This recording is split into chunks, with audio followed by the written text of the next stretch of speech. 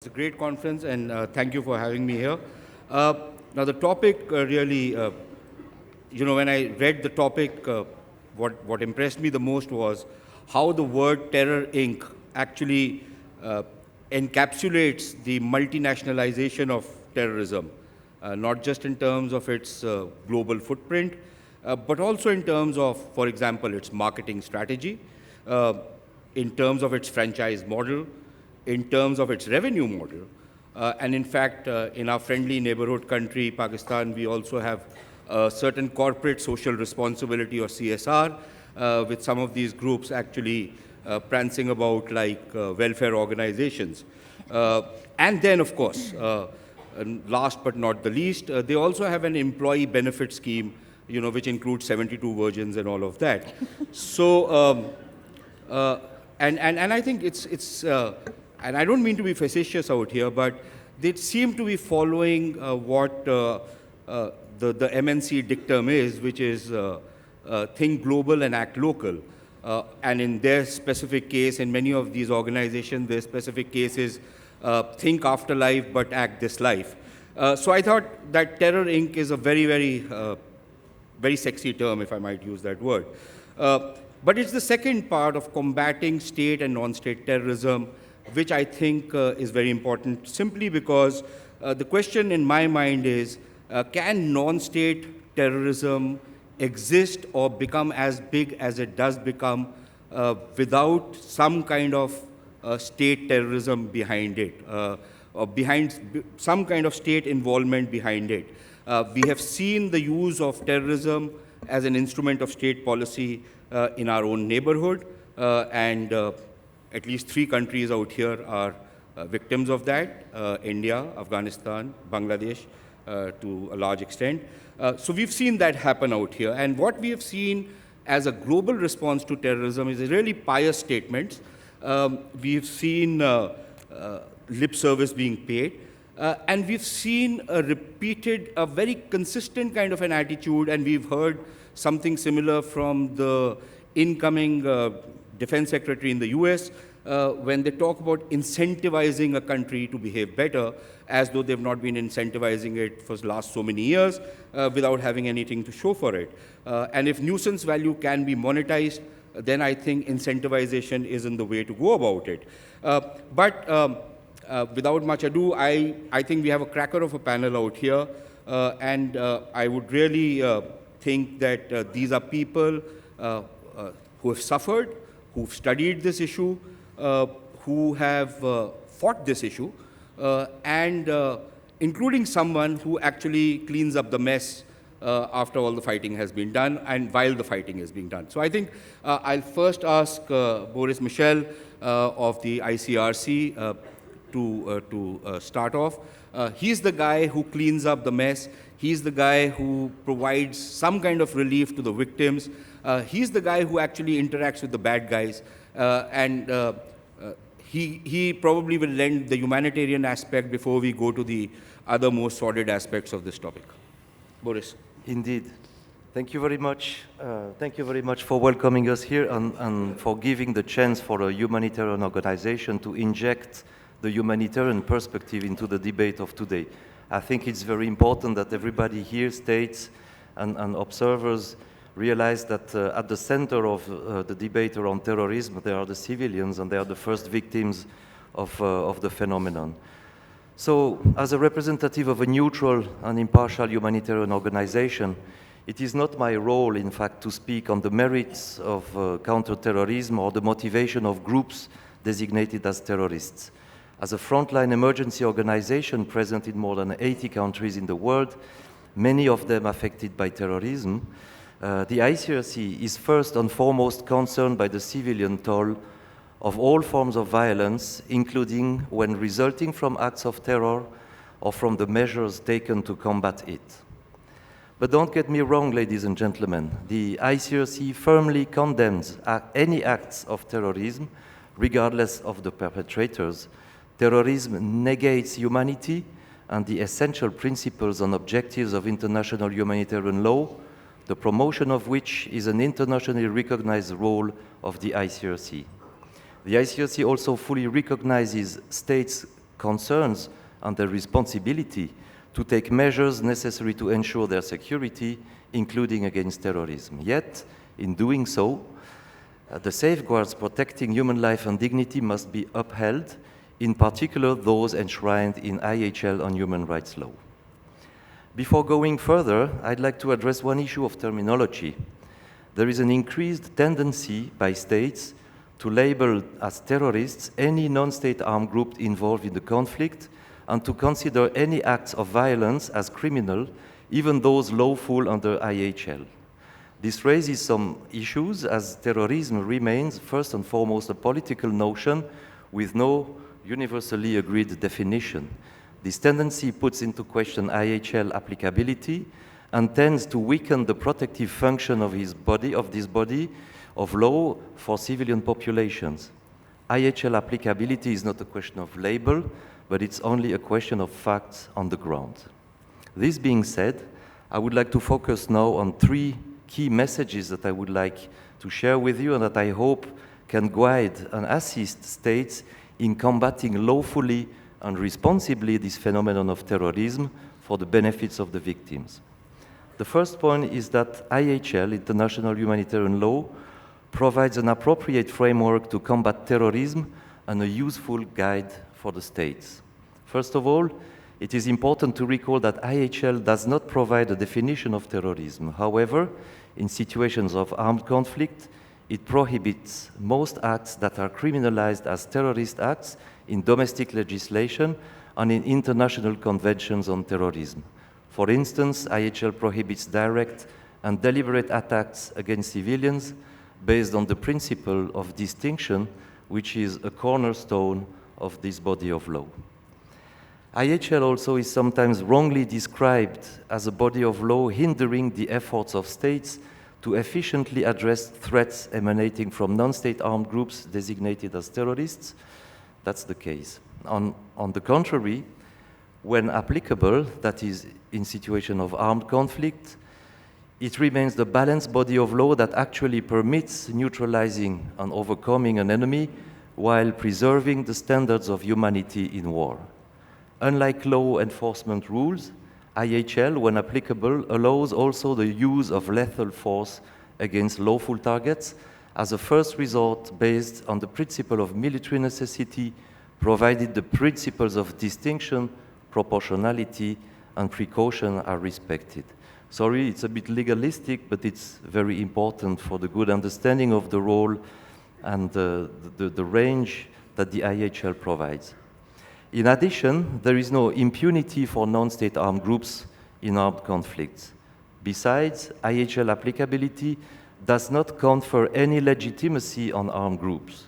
Common Article 3 to the Geneva Convention explicitly states that the application of IHL shall not affect the legal status of the parties to the conflict.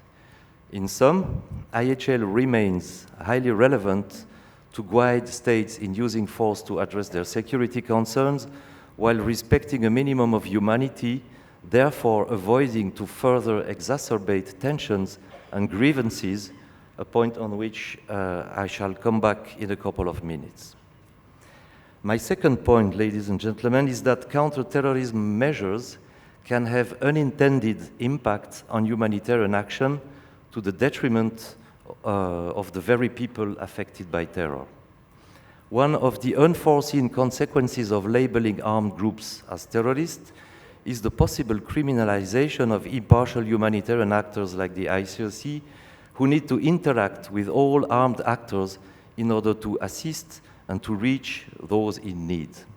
Activities in areas controlled by such groups may be misconstrued as material support. That's an issue.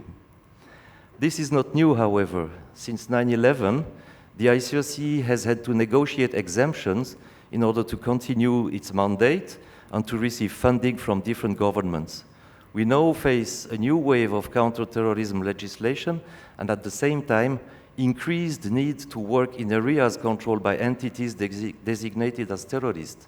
This is unavoidable where these groups have effective and de facto control over such areas, and estimates today of civilians living under Islamic State group, for example, a couple years ago, ranged between 8 and 10 million people. Humanitarian organizations often have to balance their needs-based approach with donor and/or criminal regulations, leading to more cautious, less timely, and less impartial aid. Yet, this is where most of the victims of terrors live, and this brings me and us to the third and last point. Respect for the law and humanitarian action while combating terror is in the very interest of affected populations and of the states themselves. There is a growing recognition within the international community that violations of international law while combating terror may exacerbate the very phenomenon that counter-terrorism purports to fight. This observation is at the very basis of the current emphasis put on the importance of preventing and countering violent extremism in the United Nations and other intergovernmental fora. Take torture and ill treatments on people deprived of freedom, for example, a phenomenon that the ICRC is well placed to discuss, given its presence in detention places in 96 countries worldwide. There is an increasing body of research and literature in this respect that shows how merely being aware of stories of torture and mistreatment, not to talk being subjected to it, may lead to radicalization and to supporting groups designated as terrorists. Torture is therefore not only absolutely illegal, but counterproductive in combating terror. More broadly, experience shows that wars without limits, especially if waged against such a large concept as terror, are wars without ends. They fuel further violence and radicalization. Conversely, respecting basic requirements of humanity in fighting an enemy can facilitate tomorrow's reconciliation and peace negotiations. In this context, a neutral, independent, and impartial humanitarian actors like the ICRC contribute to preventing and reducing sufferings caused by acts of violence, and thus, indirectly, vicious circles of violence, retribution, and radicalization. It is therefore essential that, while combating terror, states respect and recognize this important contribution. Yet, such contribution is possible only by engaging with all parties to the conflict, including non-state armed groups designated as terrorists, in a strictly neutral, independent, and impartial manner, which is in the state primary interest. In conclusion, quickly, as the international community moves forward in combating terror, we encourage all those involved and states in the first place to keep in mind these 3 points. IHL remains an appropriate framework and useful guide for states. Legitimate counter-terrorism measures should avoid negatively impact humanitarian action. And third, a greater respect for both international law and for impartial humanitarian action is in the primary interest of states in defeating this threat. Not doing so may just further fuel violent extremism conducive to terrorism, as recognized by states themselves on the occasion of the adoption of the 5th review of the UN Global Counter-Terrorism Strategy just 6 months ago. I thank you very much for your attention. Thank you, Boris. I think apart from the humanitarian aspect, some of the most significant challenges are, of course, you talk about the definition of terrorism, and I think that is something which is really important, and nobody's been really able to define it. But I think some of the points you make, I'm sure there are plenty of people in this room who would have some issues on what is the level of engagement with the bad guys, because there are some bad guys which nobody can countenance any engagement with. But I'll call Professor Foad Izadi, who's from the University of Tehran, and what we wanted to learn from him was the Iranian perspective of what's happening in West Asia, and also the fact that when we talk about state and non-state actors, Iran has been accused very often, especially by the Western countries and the Arab countries, of not only fighting against non-state actors, but also supporting non-state actors. So perhaps Professor Fawad can give his perspective on that. Yes, thank you very much. Thank you for the invitation. When I saw the title of the session, Terror Inc., State and Non-State Actors, I actually had this thought that maybe the title is wrong, because I don't think we have, in general terms, we really don't have non-state actors when it comes to terrorism. When you look at major terrorist organizations, you generally can find support from one or more states. This is true with ISIS, I think, at least initially when they first started. This is true with a number of different major terrorist organizations. The question in this session, we don't get to make any speech, so what I was planning to do was to just pose a number of questions, and all of our audience are intellectuals and people who work in these fields. The number one question that I think we need to address is that what do you actually need to organize a terrorist organization? I think the answer to that question is that you need money and you need people. But since terrorist activities are generally dangerous, and we have some terrorist organizations that actually engage in having their members kill themselves to do the operation, terrorist operation, you also need an ideology. So basically, you need money and you need ideology. Now, when you look at terrorist activities in the last many years, we realize that there is an ideology that is very much associated with most of these terrorist activities. And that ideology is not Islam. We are talking to you in India. We have a large Muslim population. In the Indian government, we have a large a lot of people that are Muslims. Hindus in this country have Muslim neighbors. This country at least knows that Islam and terrorism are not equals. Within Islam, we do have tendencies, we do have schools of thought that actually promote terrorism. And that is a problem that we have, and to be honest with you, Muslims have not been able to fix that. So another question that we have to probably answer is that where does that ideology come from? These are sometimes tough questions, but if we don't answer these tough questions, I don't think we can get to the bottom of the topic that we are talking about. Where is that ideology that promotes terrorism within Islam come from? Where was Wahhabism originated from? These are the questions that I think we need to answer. And we also need to pay attention to the money flow to these organizations. You know, ISIS is selling oil. Oil prices are $40-some nowadays. The price of ISIS oil, the oil that they're getting mainly from Syria, some from Iraq, the price of that barrel of oil last week was $17. So we have some entities in the world that are making a lot of money buying oil from ISIS at a very cheap price when you compare that to the ongoing price. Can we really fix that terrorism problem without addressing the money sources of terrorism? I think not. I think another question that we have to address is that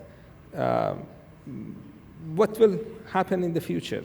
How can we not follow the same model that we have been following in the last many decades? To address that question, I think we need to answer these questions. That first of all, some of the conflicts that we have, especially in this part of the world and in the Middle East, what will happen to these conflicts? What will happen in Syria? What will happen in Iraq? What will happen in South Asia with regard to the problems that we have? can we fix some of the political problems that actually exist between states that result in terrorism, result in some states using terrorism to achieve foreign policy goals? Can we do that or not? So this is one question that we have to answer, the future of the conflicts that we have now. The second question is that what will happen to the people that are fighting these wars that result in terrorism? The current situation with regard to terrorism dates back to Afghanistan, 1980s. Some of the people that fought in that war ended up leading terrorist organizations in the last few years. So we had people that were financed generally by foreign governments and the Afghan Arabs, as you know. And then they ended up creating Al-Qaeda. The future of terrorism will basically be determined by the things that will happen to the current terrorist organizations and people who engage in terrorism. So, for example, the people who are engaging in terrorism in Syria now will determine what will happen to the issue of terrorism in the next 15 or 20 years. So that's an important question that we have to answer. And then the last point that I want to make is that we need to stay away from this idea of good terrorists and bad terrorists. And this is a problem that we have had, again, in recent times, that we have governments that label a country as a state sponsor of terrorism just because they don't like the foreign policy of that country, or just because that country does not follow their lead in reaching foreign policy goals. And then they support terrorist activities whenever it suits their interests. We had someone in Washington, I was reading an article the other day, talking about ISIS and expressing this idea that if it wasn't for ISIS, Iran's influence would reach from Afghanistan all the way to the Mediterranean Sea. So when you read a statement like that, the image, the idea that comes to your mind is that ISIS is actually performing some sort of function for people who want to limit Iran's influence. So these are, I think, the questions that we need to answer. With regard to the point that you mentioned, Iran is supporting organizations like Hezbollah without any hesitation in terms of expressing the fact that Iran is supporting. In fact, the Hezbollah Secretary General some time ago mentioned the fact that whatever funding Hezbollah has actually comes from Iran. The only point is that Iran does not consider Hezbollah to be a terrorist organization. They were fighting an occupation, and they were actually successful in terms of fighting that occupation and getting that occupying force out of their country. What they are doing in Syria is basically fighting terrorist organizations that, if they're not fought in Syria, they would come to Lebanon and cause a lot of difficulties in Lebanon. So they're basically fighting for their own survival.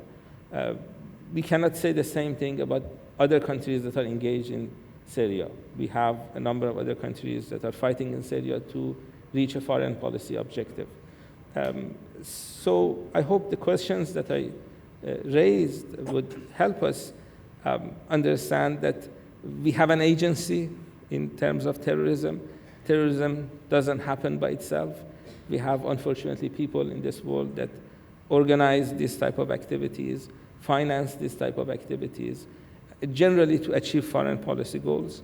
And unless we address some of the root causes of this terrorism, unless we identify some of the countries that are actually financing terrorism, I don't think we can get these problems resolved. Thank you. Thank you, Professor Izadi. I think you make a very valid point of the double standards which are on terrorism. I think you also make a very valid point on what happens to the guys who return from these battlefields around the world. And I think that's a question which most countries are today contending with. I think the point you make about what Iran has been doing with Hezbollah, in a sense, is also a bit of a problem when you talk about whether a particular group is a terrorist organization and who defines what terrorism is. But a fair point you made. I'll just next go to our friend from Bangladesh, Faiz Subhan. Bangladesh is in many ways has been a beacon of hope in the way the government out there has tried to combat against terrorism. And unfortunately, I think the efforts which has been made by the Bangladeshi government have not been sufficiently appreciated or recognized, especially in the Western world. And a lot of gratuitous kind of suggestions have often been made to Bangladesh. So I would probably ask Faiz to give us acquaintance with what the Bangladeshi experience has been, also because it is connected with a larger global kind of a problem which has been emerging. Faiz. Thank you, Sushant. Pleasure to be here, and I'd like to thank the organizers for inviting me. I'll start with a brief background about the threat of radicalization and extremism in Bangladesh, because as many of you will have heard, in the past 3 years or so, we've experienced a string of attacks. And it's interesting how Bangladesh is not immune to this global threat of extremism and radicalization. But this current problem of extremism and radicalization in Bangladesh, which I consider to be phase 2, if you like, the first phase of extremism and terrorism took place from the late 90s till about 2005. And then things were quiet until a series of attacks started in early 2013, starting with the killing of a few bloggers. Now, what's interesting is that Bangladesh, for a majority of its existence, and we are a majority Muslim country, but very much guided by a moderate form of Islam, heavily influenced by Sufism, which was introduced around 800 years ago. So what's interesting is that why is this, why are we not immune to this threat of extremism and radicalization? Well, there's a combination of factors. As a lot of you will know, Bangladesh has had issues of, has had political problems for many years. We are a multi-party democracy and have been so for the past 25 years at least. But we have had a number of issues, and there's even though we've had amazing socioeconomic progress, which again sort of goes back to the 90s, we have had to sort of deal with issues ranging from malgovernance to political turmoil between various parties. Some political parties who are of the Islamist variety, if you like, and their, if you like, influence has certainly sort of contributed to the problems of radicalization and extremism in Bangladesh's society. So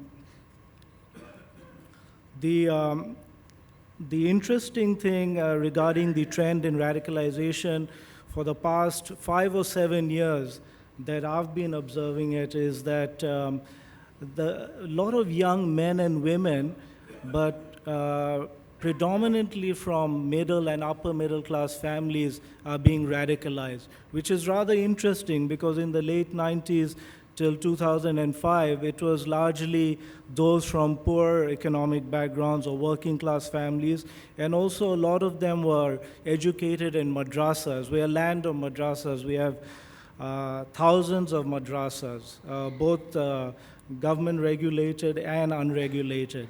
And that certainly poses a problem. But most recently, we had this about 6 months ago, we had this terrible attack at a cafe in a upscale suburb of Dhaka called Gulshan, where over 20 persons were killed, including 17 foreigners. That certainly sort of attracted widespread international attention, obviously for the wrong reasons. But the fact of the matter is that we are dealing with this new phenomena of violent extremism, and it is also interconnected or influenced by what's happening in the wider world. So you have ISIS, who sort of made this, blitzkrieg sort of, appearance when they captured Mosul in June 2014. And then Al-Qaeda announced their branch, Al-Qaeda in the subcontinent, Indian subcontinent, in 2014 as well. And this, coupled with the string of attacks in Bangladesh, has certainly sort of aroused a lot of discussion as to what's happening. Are there linkages between local groups in Bangladesh and these international terror groups? Well, it's hard to say how sort of deep those linkages are, but certainly a lot of attacks, as we've seen elsewhere around the world, have been inspired by ISIS. ISIS is a global brand. It's it's a brand where local extremist groups are sort of feel a magnetic pull towards. It's a global brand in the sense that you have McDonald's and Starbucks and Pizza Hut and Coca-Cola, and everyone wants a piece of that brand.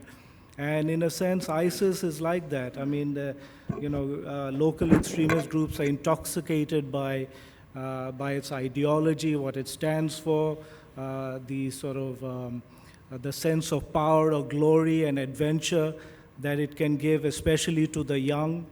I mean, it was interesting because the Holy Cafe attack was 5 youngsters, and 3 were from affluent families, studied in the best schools in Bangladesh, and some of them were even studying abroad. And so what caused them to sort of go in this direction? So here, of course, it would be apt to mention the influence of social media and the role that plays in radicalizing the young. So in a sense, it's bedroom radicalization. But it doesn't necessarily mean that these young men and women have been fully radicalized just online. Often the online process ends with offline influences, if you like. So we're seeing that in Bangladesh, where a social media platform like Facebook has millions and millions of users. We're a population of 160 plus million, but we have over 140 million mobile phone users, and many of them are very well plugged into social media challenges. So let me now tell you a bit about what the government approach has been and the non-government approach in tackling this menace. Basically, the government has what's called a zero tolerance policy, or something that was advocated by Prime Minister Hasina as soon as she took office in January 2009. Since then, the government did undertake a series of measures, hard power as well as soft power measures. There's even been a number of civil society organizations who've been engaged in trying to counter extremism. My institute is one such organization. We've been working on the problem of radicalization and extremism for 10 years now, including developing national counterterrorism strategies, national counter-radicalization policy, including a counter-narrative to the extremist narrative. We're also doing a lot of work on the ground. Now, I believe there needs to be a bottom-up approach rather than a top-down approach where there's a tendency for many governments to to go in, to sort of employ, if you like, that sort of policy. But it has to really start bottom up, and I mean like at the grassroots level. And you really need, at the end of the day, a whole of society approach. But you also need to employ creative and innovative solutions to tackling this problem. It's something that's going to remain with us for many, many years. And the problem is that you may dismantle and destroy extremist networks, but radicalization and recruitment still goes on. And it's obviously not just in Bangladesh and the wider region, but all across the world. I mean, no region is sort of excluded from this. And certainly the influence of transnational groups like ISIS and Al-Qaeda plays a fundamental role. But remember that once ISIS is defeated, which it will be eventually from Iraq, in Iraq and in Syria, the problem is not going to be ISIS returning, but new movements, or what I like to call the children of ISIS. So it is a generational battle. And there needs to be a comprehensive and well-coordinated approach, but at 3 levels: national, regional, as well as international. And I think in the South Asian region, we're still not doing enough to deal with this menace. Bangladesh and India have very close security cooperation, and we've had that for the last 7-8 years. But so much more needs to be done. I mean, if you want to take it from a regional approach like SARC, a lot can be done, but unfortunately we're beset by certain bilateral problems between a number of countries, which sort of holds us back. But it's not all gloom and doom. I think, if we decide to sort of put our heads together and have faith in the process, then I think we can get results. Thank you. Thank you, Faiz. Can't disagree with you on anything except the last point which you make. I don't think terrorism cooperation under SARC is going to be possible. Part of the problem lies in the SARC itself. But I think, let me turn to my left, and I don't think Professor Christine Fair needs any introduction. And I'm sure she's going to be as provocative as she normally is. So she'll probably get a lot of questions after that. But perhaps, Chris, you could talk about how because you see South Asia as a whole, and you're quite familiar with what are the problems out here. So if possible, if you could come up with some kind of policy prescriptions or what individual countries can do and what they can do together to try and combat what is happening, and perhaps also put your finger on what the real problem is. So we know what the real problem is, right? And we can reduce it to one word, and that's Pakistan, right? So whether we're looking at the slaughter of tens of thousands of Afghans, as well as Americans and our Afghan and NATO partners, whether we're looking at the thousands of Indians that have been killed, or even the destabilization in Bangladesh. And to be blunt, the people who are dying in Pakistan, this is all very predictable fallout from Pakistan's preference to use terrorists under their nuclear umbrella as a principal tool of foreign policy. So I'm going to focus, I think, upon some of the things that maybe India should be considering. And the reason why I say that is that with the incoming president, whose name shall not be mentioned by me, it's not clear what the South Asia policy is going to be. Had Secretary Clinton prevailed, it would have been fairly easy to suggest some kind of policy continuity, although I would have suggested that she would have been tougher on Pakistan because she understood the Pakistani problem. Remember, she was the only Secretary of State to say very clearly to Pakistanis on Pakistani soil that, you've been raising snakes with the expectation that they only kill your neighbor, and guess what? They're killing you too. So I think I'm going to focus upon some of the internal debates that I've seen in India. And I think it's important to understand what the task is. Toby Dalton and George Perkovich wrote a really lovely book, but it was premised upon a statement that was fundamentally false. And then that throws into question the utility of the entire exercise.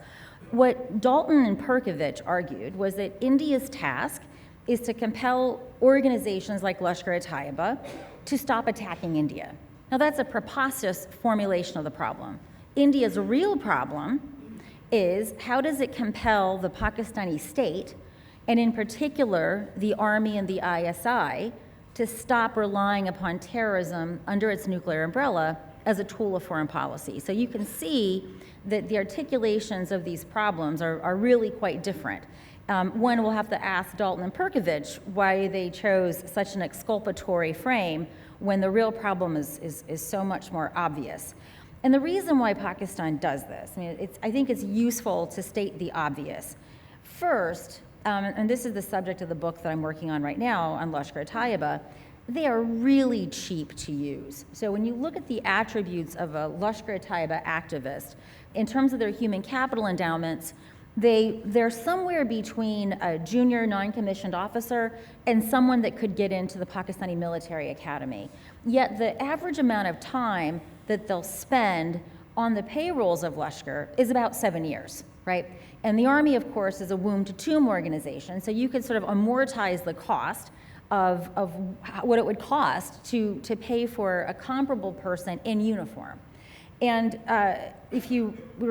no one really knows, how much Lashkar's operating costs are, but the estimates are about anywhere between, a couple of million, right?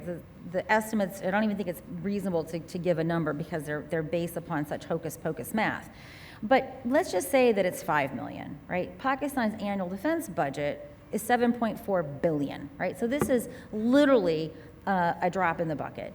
And secondly, no matter how robust India's counterintelligence and counterterrorism and counterinfiltrations are, it's impossible to stop them all, right? And once they're in, they're capable of engaging in really brutal activities that, if you sort of understand Pakistan's objectives, it's never going to wrest Kashmir away from India. But what these attacks do is that they put the so-called India-Pakistan dispute, which is how it's always framed in the media and by countries like the United States, and this legitimizes Pakistan's claim that there is a dispute, right? So I've argued elsewhere that we need to think about this language very differently and stop hyphenating the dispute and really talk about Pakistan's obsession with India, because India is the status quo power in this situation. So whenever there is one of these attacks, the usual suspects, although the United States behaved very differently after Uri, the usual suspects call for dialogue, right? This goes right into Pakistan's narrative that there's something to dialogue about. So there's really no way you can chop this problem up that doesn't redound to Pakistan's advantage. And the reason why I would argue it redounds to Pakistan's advantage is that there's always some plausible deniability, no matter how implausible that deniability is. And neither India nor any of its partners, and I'm going to say this as an American, we have been most culpable. And anyone who thought that the Trump administration was going to sing to India's tune, I hope you looked at General Mattis's statement, where he said very clearly that conditioning military aid to Pakistan hasn't worked, so let's try not conditioning the aid. Now, his statement is really quite astonishing because it shows a complete ignorance of the problem set. The problem is not that we conditioned aid. The problem is that we had rules to condition security assistance, and we waived them. So in principle, a very small amount of assistance was actually conditioned. So we don't actually know what conditioning aid looked like, because we never actually tried it. So I hope that General Mattis actually does his homework before making this region more dangerous than not. So that's just the bottom line. So what can India do to impose costs upon Pakistan? And I think it's useful, again, to state what the problem set is. So let's take Uri, for example. If you're going to actually compel Pakistan to cease and desist, you can't simply think in terms of the one-time response, right? So anyone who's done game theory knows that a proper compellant threat is that when you sum up all of the moves of the game the costs that you've imposed upon your adversary are greater than the costs that you have in fact borne to impose those costs. Now, it's up to India and your classified community to actually do the math on whether or not the way in which you responded to Uri was a compelling strategy that was successful. I suspect by the time we add up the moves, it probably doesn't rise to that definition.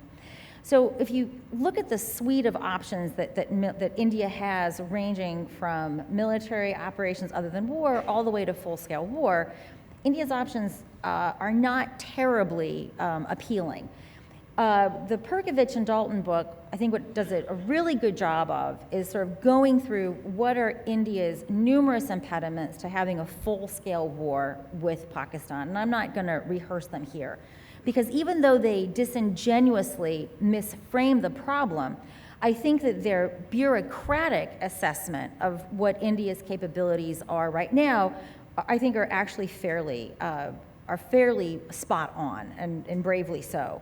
So what I'm going to argue is that India needs to think about sub-conventional deterrence. And I don't see a lot of debates about this. And it's actually quite interesting that Pakistan has been using this nuclear coercive strategy, in other words, sending terrorists into India under its nuclear umbrella, with impunity. But presumably, India's nuclear umbrella confers some kind of immunity to it, right? Now, we know the history of India's covert operations. It did exist for a while, and then under Gujranwala, for a variety of reasons, it ceased to exist. And getting those operators reconstituted is a very, very onerous task, especially since if we go by the open source reporting, these contacts that India had cultivated were very, on a short-term basis, told, thank you very much, we're not going to be using your services anymore. So these are the kinds of investments that are very difficult to cultivate, and especially after letting them go without a lot of notice, it may be very difficult to build trust again and rebuild those assets. But this is something I think India really needs to think about, is really focusing on the sub-conventional possibilities while these larger military debates are being floated out. So let me tell you what's probably not a good idea on the sub-conventional spectrum. I've been watching over the last year or so a lot of flirtation with the Baloch militants. It's appealing. It looks like low-hanging fruit. They're practically coming to you begging, right? But let me tell you why it's a bad idea. The different Baloch militant groups, they are very undisciplined. They're basically personality cults that don't work well together. The idea of cooperating seems impossible, and they're not disciplined. So leave aside the fact that they don't work together. As groups, they are not disciplined. My principal objection to them is that they kill civilians. You know, they kill Punjabi teachers. Without those Punjabi teachers, there would be no teachers in Balochistan. And so what India has had to its advantage is a relatively pristine record of not reciprocating the kinds of things that Pakistan does. So this would probably not redound to India's advantage to be supporting groups like this. Supporting groups like the Pakistan Taliban, the TTP, also has a lot of risks for blowback, right? So these are Deobandi organizations. Shuru say they came from groups like Jaish-e-Mohammed, Huji, Huwaham, that whole alphabet soup of organizations that cut their teeth targeting India, right? So there could be very big negative externalities for India to be encouraging groups like the TTP because they have these very tight linkages with groups like Jaish-e-Mohammed that the Pakistani state is rehabilitating to kill Indians again. And I can talk more about that, but the reason why the Pakistani state has been so interested in recuperating Jaish-e-Mohammed is it's been part of their strategy of peeling away, or if you will, a Garvapasi program for those Deobandi Pakistan Talibs that don't want to go fight in Afghanistan. They might be Garvapasied back into Jaish to go and kill India. And of course, those that can't be Garvapasied into either of these good militant groups are the folks that they then focus upon with military operations. So neither the Baloch nor the TTP, I would argue, are sensible targets to go after as a part of an asymmetric strategy. So what are things that are doable? So one of the things that I've concluded from my Lashkar-e-Taiba book that I'm finishing is that there's a loveliness to LET's hierarchical structure. And if you read my colleague Jacob Shapiro's book called The Terrorist Dilemma, he makes a number of fascinating conclusions based around how an organization is targeted. So it won't surprise you that organizations are hierarchically organized like this only do so when they have a safe environment, right? So when you have organizations like, for example, the TTP, that have an unsafe environment, they have a networked organization with these overlapping nodes. And the reason is you can take out one node and the rest of the organization doesn't fall. Jaish-e-Mohammed, as far as we can tell, also has a similarly personality-driven, hierarchical organizational nature because it presumes a safe environment, because these hierarchical organizations can only operate in safe environments. Well, this is great from a targeting perspective. If you look at LET's leadership, you've got about 10 dudes that have circulated through most of these posts. So I'm going to suggest that India should probably focus its interests or focus its efforts in cultivating capabilities for leadership decapitation. So there's a lot of literature that says, oh no, don't do this, don't kill leaders. Well, that literature is misunderstood, and also it's been misunderstood by Perkovich and Dalton. That literature pertains to leadership decapitation with a group with which you actually want to negotiate, right? So if you want to negotiate with a group, it makes sense that you don't kill their leadership because they're the ones that can actually control the production of violence. It's principal agent theory 101. But you're never going to negotiate with LET or Jaish-e-Mohammed. So that literature, which Toby, Dalton, and George Perkovich mobilize, I think disingenuously, because it's pretty clear if you read those articles what they're talking about, this literature doesn't apply.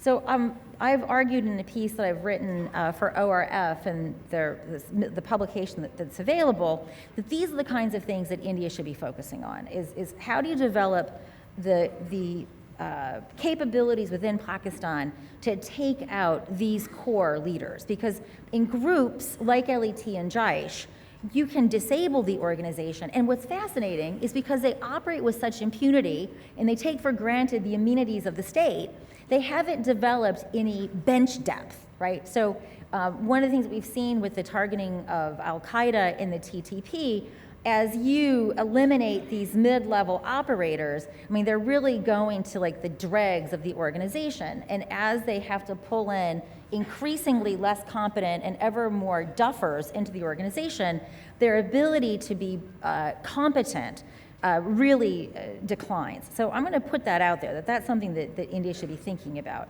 Let me also turn to something, and then finishing up, let me also just put something on the table. Once these guys are in, it becomes the task of law enforcement. And there's been enough ink spilled on police reform in this country. I don't need to recuperate or reiterate those debates, and we all know why police reform is stalled here, right? Politicians here like to use the police as their personal, euphemistically, facilitators. But one of the things that I've observed, like for example, in Kashmir, failure to have modern police has strategic implications for the military. So I'm going to submit to you, and then I'm going to shut up, that you need to really get this police issue sorted out. If you're not going to sort it out nationally, you need to sort it out in places that are of strategic importance. So the Pakistanis understand your dilemma, and they exploit it, right? As long as they're sending terrorists over, you can't pull out the counterinsurgency grid. But it's really cheap to pay a grandmother or a child, and that was their innovation this summer, right? To give them 500 rupees, they'll throw a stone, provoke a police officer. Pakistan only loves Kashmiris when they're dead. We understand this. But once they kill a kid or a grandmother, things, as they say, the tatiyan meets the punka. So, and I'm going to suggest that it's not a helpful strategy to look for the new non-lethal munition, because there is no such thing as a non-lethal munitions. You should have learned this from the Israelis. What you need to think about is crowd control. And don't take this from my country. We're killing black people, like it's open season. So I'm not going to suggest anyone look at my policing. I think there are European police that manage enormous crowds, right? And no one is ever killed. So I'm going to submit to you that you need to get this police issue under control. They need to be properly trained. Bamboo shields is probably not kind of effective crowd control, because by the time you have a police officer cowering behind his sandbags, the battle's been lost. Someone is going to get shot, right? So I'm going to end on a plea, a very serious plea, that folks who are sitting in state assemblies and in national assemblies take this policing very, very seriously. Because it doesn't matter how good your military is. Once they're in, this is your point of vulnerability. And as long as you have this point of vulnerability, the Pakistanis are going to exploit it. Thank you. Thanks, Chris. As usual, compelling, difficult to sum up. Everything you said, unexceptionable. And finally call Amrullah Saleh, the former NDS director, a man who has fought against terrorism, perhaps one of the most clear-headed analysts on what terrorism is all about and what you need to do to combat it. The floor is yours. Thank you very much. I thank ORF and the government of India for inviting me to this conference. When Mr. Sareen asked me how do I want to speak, I said I want to be the mullah of the panel, speaking last and praying success for everyone. And so that's what I do. Last time when I was in the same panel with Dr. Christine Fair, I offered her Afghan citizenship. This time I am offering her a special advisory role in our special forces. So she should teach them how to decapacitate these heads and leaders. We have not neutralized a lot of them. I echo and share the perspective largely of what has already been said, and it has been a very comprehensive conference, and I know this is the last panel, and the appetite for deep discussion is naturally shouldn't be there. So I want to be very brief and broad about the situation in my country as the largest victim of terrorism, state-sponsored terrorism in the region. I was in another conference in much more detailed discussions talking about radicalization, de-radicalization, the narratives, the counter-narratives. There's a tendency to relate the ongoing problems to the concept of Islam itself, to the core of Islam, and I disagree with that narrative. I think this religion has been hijacked by a minority, to quote a journalist who I met this morning. What the terrorists want is they want an exclusive heaven and pluralistic hell. While we believe that the hell should be very small and the heaven should be very big, and that is the difference between mainstream Islam and the religion they propagate. Coming to Afghanistan, in 2016 our forces were very successful despite the fact that a big void was left by departing international forces. They managed to keep the Taliban at bay, and they managed to keep the big population centers, communication lines. There were setbacks, but the Taliban and the Pakistan calculation proved wrong, that they will lose a big chunk of territory, and that the Quetta Shura can be moved into Afghanistan. The Quetta Shura is still Quetta Shura, And as far as I understand, the new leader of the Taliban actually does not live in Quetta. He lives in Lahore. When we are saying nanostate actors, in reality, we abstract our analysis of what is going on. To imply that nanostate actors can have access to cash, to sophisticated explosive devices, and to all trade crafts of intelligence, to the art of targeting, and have a ghost army much more capable and certain skills than conventional armies, this is not right. This is a terminology, and this is a phrase we should not use. We should find another definition for it, and I don't want to elaborate more because Dr. Christine Fair was very fair on explaining the situation. Now, there's another burning question in the minds of analysts and practitioners. If the Afghan problem has not been solved to this date, can it be solved after this? And is there a peaceful way out of this, or protraction of the fight has not given the result we all wanted? You remember our president, the current one, took a huge risk, and he reached out to Pakistan Army, and he tried to find a negotiated settlement for the problem, but his good intention was not reciprocated, and Afghanistan was pushed back into a very undesirable situation. Now, what is the problem? The problem is, if I may quote former Prime Minister of India, Mr. Atal Bihari Vajpayee, who said something along these lines, that states should not be judged by their statements, but by their deeds and actions. And those states who sponsor terrorism and aid terrorism should not be allowed to profess membership in the international coalition against terror. He said the war against terror can only be successful if honest states are given membership.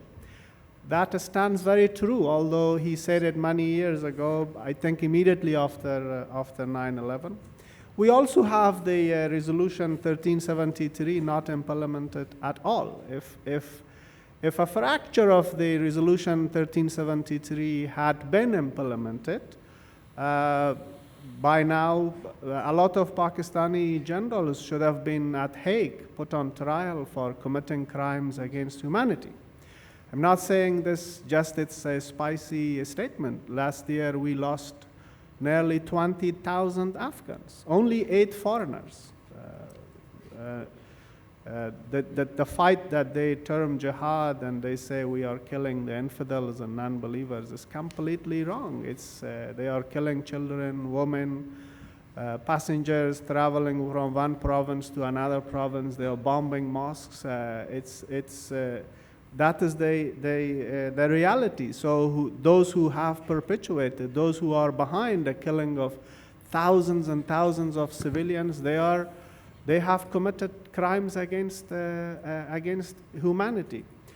Why Afghanistan is not in the headlines of major Western newspapers or media outlets, I don't want to go into details of that, but I think West is making a mistake of deceiving itself, thinking the problem is not there. They are going back to some degree to the narrative of late 90s that this is a containable problem. It is Afghanistan, it's local, it's not going to bite us or bite our national and core interest. That's a wrong way to look at it. Now, with that said, how do I see the future of my country and its standing in this war and its partnership with the region and beyond? One, Afghanistan has a government. With all its problems, the government is functioning and it's a viable partner the international community, of India, and it speaks for Afghanistan, and it speaks for the national interest of Afghanistan. So the message from Afghanistan is talk to that government, work with that government, help that government gain more roots and gain more strength. The Afghan National Security Forces are the most trusted and battle-hardened and tested ally of the West in this region. They have taken far more casualties than any other force in the international coalition. Then the other buzzword these days is the reconciliation, and my message is very clear that reconciliation or peace efforts or negotiations should not be Afghan-led, it should be Afghan government-led. Because what they want to do is, by calling it Afghan-led, they actually want to fragment the Afghan society, bring each little fragments to talk to the Taliban, and the cost of those efforts will be the Afghan state, the strength of the Afghan state. We should not fall into this trap. It should always be Afghan government led. So initiatives like the one which is pursued by Pakwash is not helping Afghanistan at all.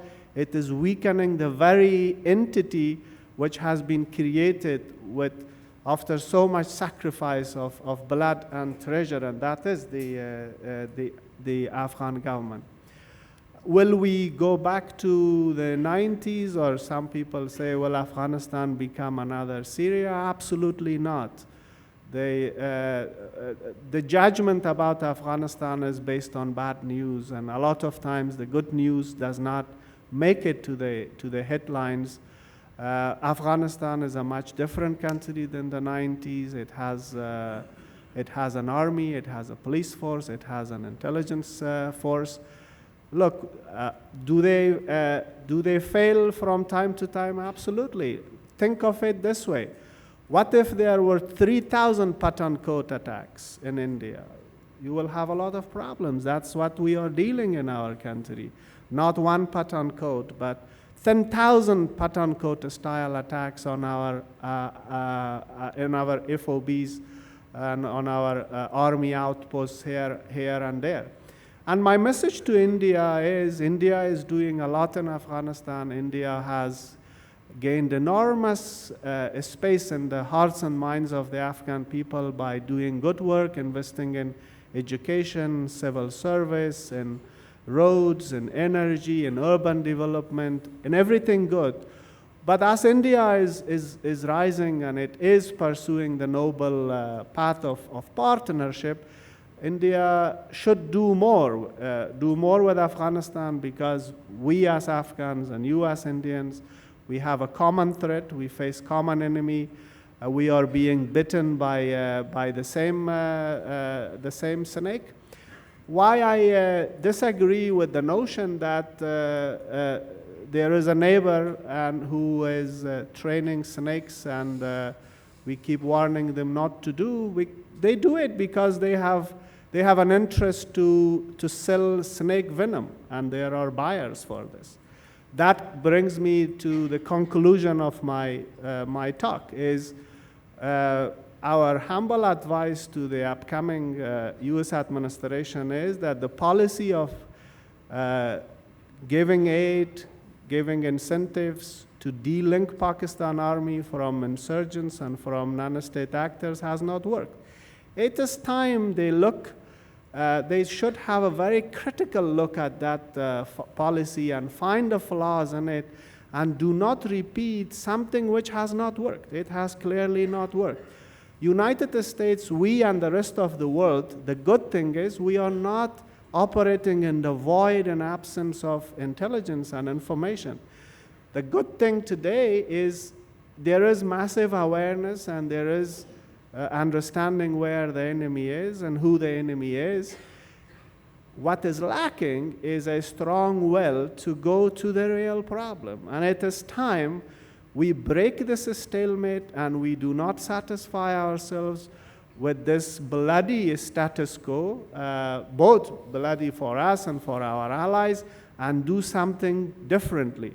because continuation of the status quo is going to be playing into the script of the Pakistan army, and which clearly pursues a strategy based on death by 1,000 cuts, and we know that is what they do, and we should stop it. Thank you. Thank you so much, Amrullah, Saleh. And I'm sure, again, not a thing one can disagree with. So we've completely run out of time, but I have the mandate to allow 3 questions.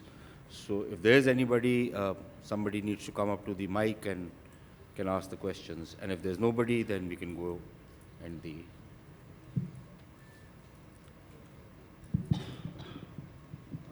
Good evening. I'm a student of politics from SOAS, London, and I want the panel to comment on the Islamic military army, which is being led by Saudi Arabia and 39 nations, and the current chief, or the new chief, would be the ex-Pakistani chief, General Raheel Sharif. So I just want the panel to comment on this. Thank you so much. Good evening. I'm Swarup Pandit from ORF Mumbai. I have 2 questions. One, on the one hand, when society is becoming more and more individualistic, whereas the world is actually demanding accommodative attitude, then how we are going to bridge this contrast, either ideologically, practically, or institutionally? That is my first question. The second is to Mr. Faiz, that the role and importance of healthy family system in de-radicalizing narrative. Thank you. The second question was to whom? Faiz. Dr. Faiz. Okay. What was the question? The role of the family in de-radicalization. My question is to Christine.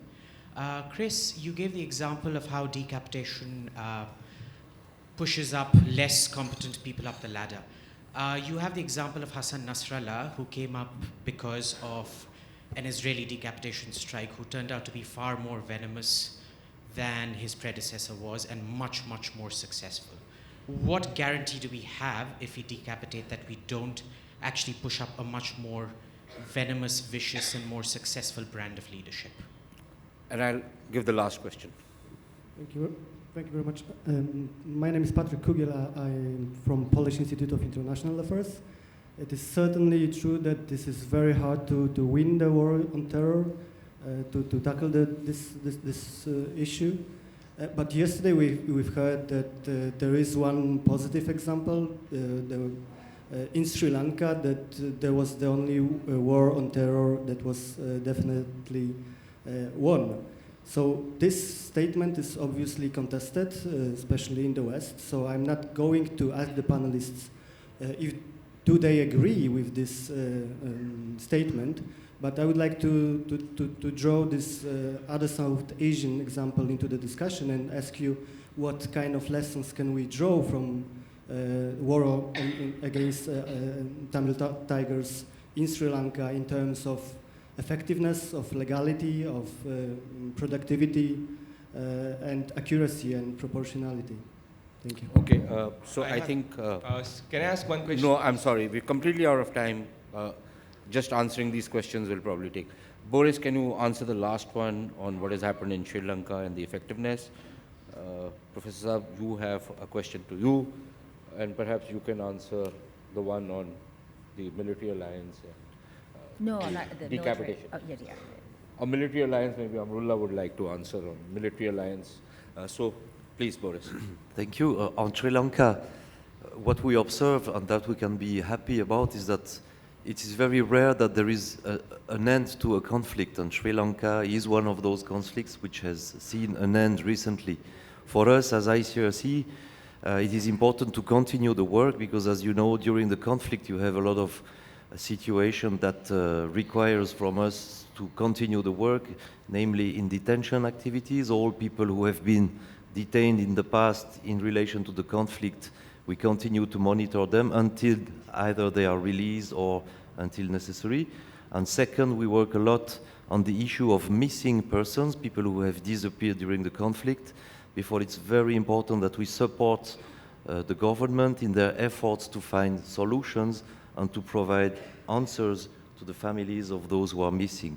And unless these big efforts via missing commissions are done, it's difficult to go towards reconciliation as long as a number of questions post-conflict remain open.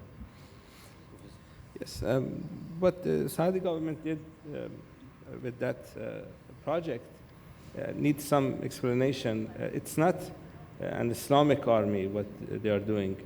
What the Saudi government does is understandable. They want to have influence in the Muslim world.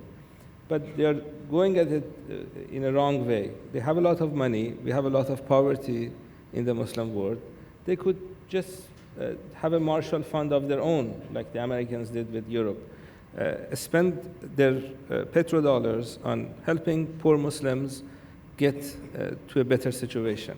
Instead of doing that, unfortunately, they're funding extremism, they're funding terrorism, and they have a problem with having an army. Their security is based on the weapons they buy from the West, and unfortunately, we have some Western governments that are too happy to sell them billions of dollars of weaponry. But they really don't control these weapons. They need to get people from other countries to come and fight their wars for them, which is very, very dangerous. I don't want to go further with regard to the Saudi situation because they don't have a representative here, and I'm also fair, like our Dr. Christine Fair. So I stop there. With regard to the family being able to, the question that our brother had there, family actually does play a very important role. I think it was the McKinsey Foundation that did a study some months ago, basically pointing out to the role that the mothers and the wives of the people who engage in terrorism can do in order to identify radicalization among people who are going to engage in terrorism. Mothers and wives are closest people to the men that generally engage in these activities. And educating that segment of population actually would do a lot in terms of making sure that the route that some of these people are taking is not taken. But I think more important than that is actually teaching people, teaching Muslims, that killing other Muslims in the name of Islam, or killing other people, whether they are Muslims or not, in the name of Islam, in the manner that they are doing, is not part of Islamic teaching. The Takfiri thought, the Wahhabi thought, is not part of the Islamic teaching. And once they realize that, then the situation, I think, would be much better. Grace? So let me first address the CVE question. So CVE is only effective in enriching Beltway bandits. Let that sink in. So why do I say that? The hubris that someone sitting in Washington or elsewhere could understand what these groups do and actually put forth some strategy to undermine it is really ridiculous. We don't even have people who speak these languages, right? We're still reliant upon interpreters. And I think the civilizational project of CVE is also kind of a joke. I keep asking my Canadian friends to please develop a CVE program for America. You may have noticed that we've become a little bit nutty. So I'm very pessimistic about CVE in general. But if we're going to talk about CVE with respect to Pakistan, then we should just go home. Because the issue is, let's just pretend that there was a fairy and she had a CVE wand, and it would work in other places. It's not going to work in Pakistan because the Pakistanis themselves continue to cultivate this ideology that this kind of violence is appropriate. So it's a Sisyphean task because no matter, even if there was this magical wand that let you do this, you're never going to outsmart the ISI, right? So if you look at Pakistani television, if you look at their curriculum, this is completely imbricated into the lives of Pakistanis. So CVE is a great way of getting yourself rich. USAID, DFID, they'll all pay you if you have a somewhat competent-looking NGO and you can write a proposal in passable English. I think the leadership decapitation question is much more interesting. So the particular case that you cited, is doubly interesting because this is a group that ostensibly the Israelis would want to negotiate with, right? So this falls into the category of bad idea. Not only do you take out the person that can calibrate violence, but you actually might throw up someone worse. Well, that's also the case that these organizations are used to replacing these leaders. So my assessment of Lashkar, and it's particularly different because they have the same 10 dudes that have been around forever, right? Hafiz Saeed is finally cultivating his successor. So there's this window of opportunity, right, to get him before his successor is fully trained. But I submit to you that there's always a possibility that these kinds of assessments are wrong. But then let's also remember who ultimately is calibrating LET's violence, right? This is not exogenous, right? They are calibrated by the ISI. So I think the argument can be made to go ahead, I think the argument can be made that you're not taking out the ISI, right? You're taking out LET. And I think this is a relatively risk-free adventure given the way that organization is staffed and structured. I think we need to close. Thank you to the panel, cracking panel, and thank you to the audience. This is a topic which can go on, and I'm sure in Raisina 3, we can probably carry forward this conversation. So thank you all.